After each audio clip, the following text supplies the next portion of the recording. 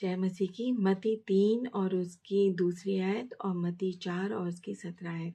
यहाँ लिखा है कि मन फिराओ क्योंकि स्वर्ग का राज्य निकट आ गया है।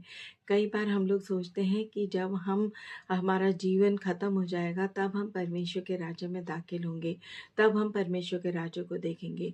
लेकिन परमेश्वर का कलाम ये बताता है कि हमें मन फिराने की ज़रूरत है। वो हम मरने के बाद नहीं कर पाएंगे, हमें पहले मन फिराना है ताकि परमेश्वर का राज्य हमारे अंदर आने पाए। जब हम किसी भी राज्य में जाते हैं, कहीं भी हम किसी देश में जाते हैं, तो वहाँ के रूल्स एंड रेगुलेशंस होते हैं। वहाँ एक तरीके का रहन सहन होता है, अलग होता है।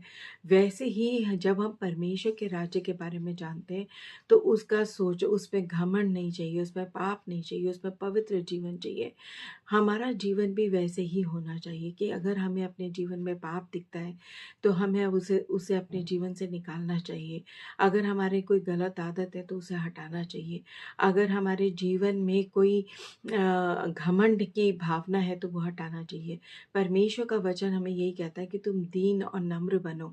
हमें मेल मिलाप हमारे अंदर होना चाहिए, हमारे अंदर संयम होना चाहिए, विश्वास होना चाहिए हमारे अंदर। और परमेश्वर का जो ये वचन है वो हमें धीरजवंत बनने के लिए कहता है।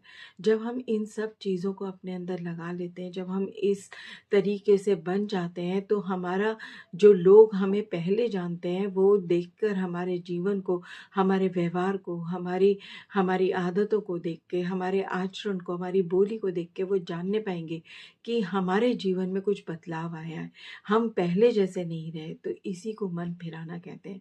तो आप और मैं अपने जीवन को देखें। अगर हम अपने आप को मसीह कहते हैं और हम उसके राज्य में दाखिल होना चाहते हैं, हम उसके राज्य में रहना चाहते हैं, तो हमें मन फिराने की बहुत आवश्यकता है। जीवन परिवर्तन हमारे अंदर आना चाहिए। May God bless you. Have a wonderful day.